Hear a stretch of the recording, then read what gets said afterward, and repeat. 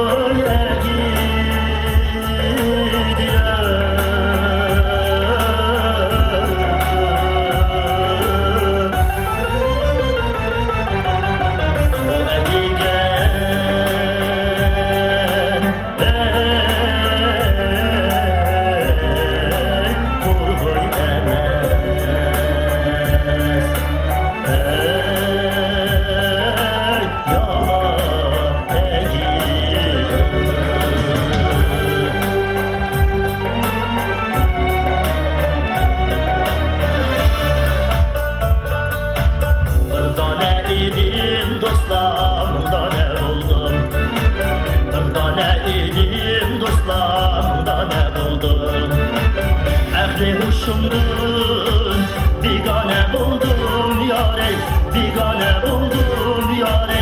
Kışta ben sana yarım, yarım diyeceğim. Kışta ben sana yarım, yarım diyeceğim.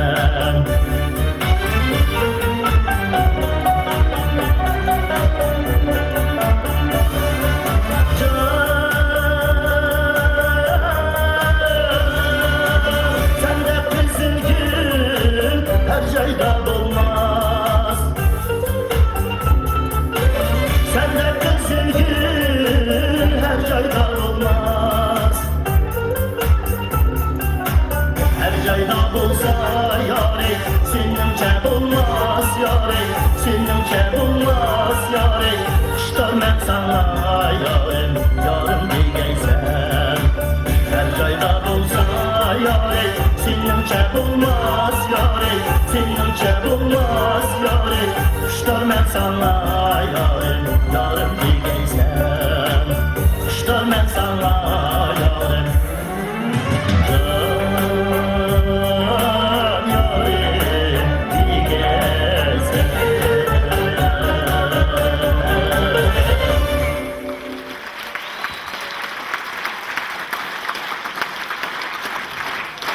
Okay.